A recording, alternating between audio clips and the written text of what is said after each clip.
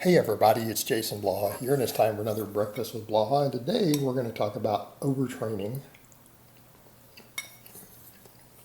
and what it is and what it isn't. Now, there's a lot of confusion on YouTube specifically about overtraining, and there has been for many years. So I'm going to clarify this. I blame a guy named Megan, and he got very upset when I called him out on this about 8 years ago when he made these videos talking about overtraining. I called him a complete ignoramus. That point still stands to my knowledge. Nothing has changed there. Who did not even know what the word overtraining meant, who used a bunch of stuff from bodybuilding magazines, who clearly never read any physiology, no exercise science books, knew nothing about what any coaches anywhere in the world were doing. It's a guy who had picked up bodybuilding magazines, decided to get on YouTube and start talking about it, and referred to it as scientific, but he was just reading Flex magazine. And I called him on it because he started talking about, well, overtraining is if you do work the same muscles every day, that's overtraining. And it's like, and then he started making systems called overtraining, and it really confused the word for many years. Again, thanks to one ignoramus on YouTube, we had all this confusion. All right. And the thing is, we don't need anything. There's nothing revolutionary about saying, hey, I'm going to train a muscle every day.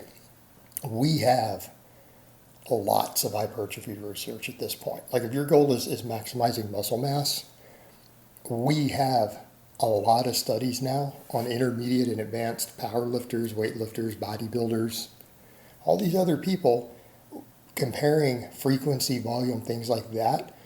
The data has been pretty consistent. We know what sort of weekly volumes and frequencies to break them up to that seem to cause about as much muscle growth as you're going to be able to get, right? We already know where this is.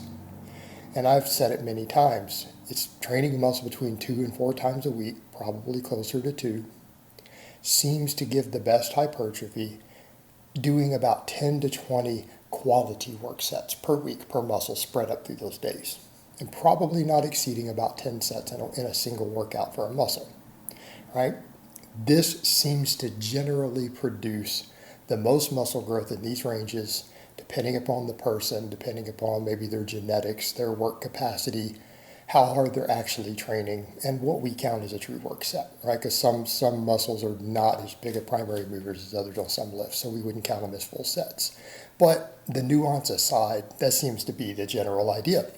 And just because you exceed that doesn't mean they're overtraining. So we have volume studies to where as the volume started going up, the hypertrophy went down.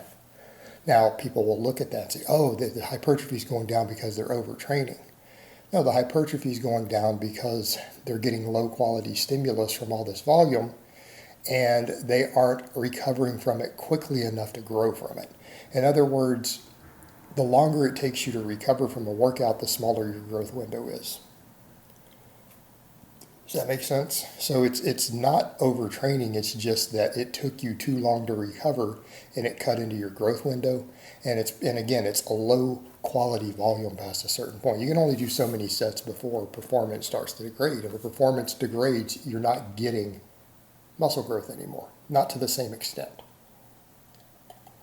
And we know this again looking at studies looking at rest time, longer rest times, if they allow you to hit the same numbers again.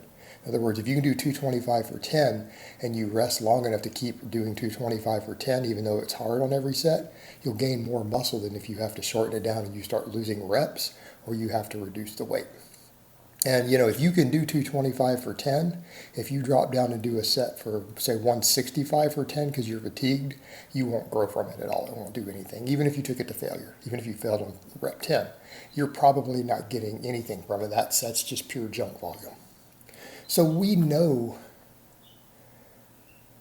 where our volume thresholds are, but that's not overtraining. Overtraining is a chronic condition, and it is very, very, very, very hard to reach an overtrained state purely through lifting weights.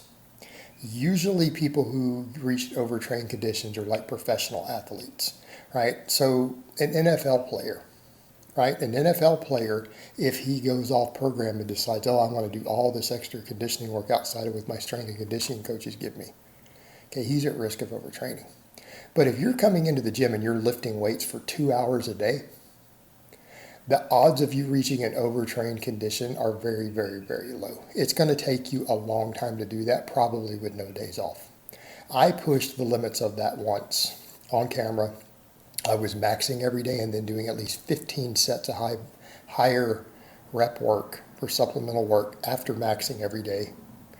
And it took a few months before I started seeing close to overtraining type symptoms.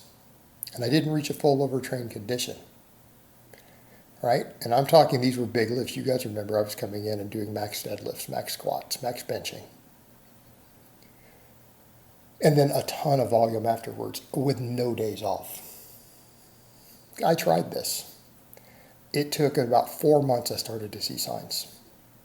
So perspective, and I was moving big weights. There were a lot of squats over 500 pounds, there were deadlifts in the 600 plus range in there. This is being done every day, plus all the volume. It's hard to achieve. It's usually people who are doing hybrid stuff. Again, people who are combining a really serious sport with strength, with conditioning. Right? These are the people who are at risk of overtraining, and they have to be careful of it. And I'll tell you the signs. So when you should never have to ask if you're overtraining. And because this is a documented medical condition. Overtraining syndrome is what it's called, and it's a medical condition that can be diagnosed. Don't confuse it with rhabdo, which can happen from a single bout. Totally different. Rhabdo is still not overtraining, right? Because it has to be a chronic condition. It's just acute damage that could actually be harmful to you and hurt you and have to hospitalize you. Overtraining oftentimes requires hospitalization also. So if you're truly overtrained, you will know it. You will know that you are overtrained and you may need to be checked into a hospital. That's how serious overtraining is. The signs that you are overtraining, first of all, you start to get insomnia, where you can't sleep. You start getting intense muscle cramping. So when you're trying to lay there and sleep and you can't sleep, things like your hamstrings, quads and stuff start cramping up painfully. Your low back starts cramping up. Like intense, painful cramps when you're trying to sleep at night. That also contribute further to your insomnia, which contributes further to your overtraining. Usually your resting heart rate goes up. All right, your blood pressure goes up. So if you're a person who's normally healthy, you're a fit, active athlete, and your resting heart rate goes up, say it's another 20 beats per minute over where it should be, and it's staying there all the time. You get your blood pressure tested, you have high blood pressure, but you're healthy, active, not eating a lot of salt, and your blood pressure is starting to go up. The other thing you notice is a large decline in strength. What do we mean? Usually your maxes go down at least 25%. And your rep work as well. So let's say your one rep max on a lift is 400 pounds. When you come in and miss 315 and get pinned under it, this is a sign. Because you can't use at least 25 pounds. Your max is 300 or less. 315 just staples you, right? You could probably barely even lift it out of the hooks. At 400, you're maxed. I don't care what lift it is. Your rep work will do the same. So if you can normally do 200 pounds for 10 reps, you go to unrack 150, you fail the 8th rep, right? This accumulation of symptoms, all this stuff starts happening all together. So that loss of performance, the insomnia, the muscle cramps, elevated resting heart rate, elevated blood pressure, right? This is the signs of overtraining. This is the early signs, right? This means you're just now getting there. And if you keep trying to push yourself, you'll end up being hospitalized. That is what overtraining is, and that's what it feels like. And there is no doubt in your mind that you are overtraining when you reach that state. And it's not something the majority of people need to work about. But by that same token, it also means using inappropriate programming and volume that still may not be overtraining is still going to give you less results. All right, guys, well, that's really all I have to say on that today. I hope it's been informative, and I will talk to you guys next time.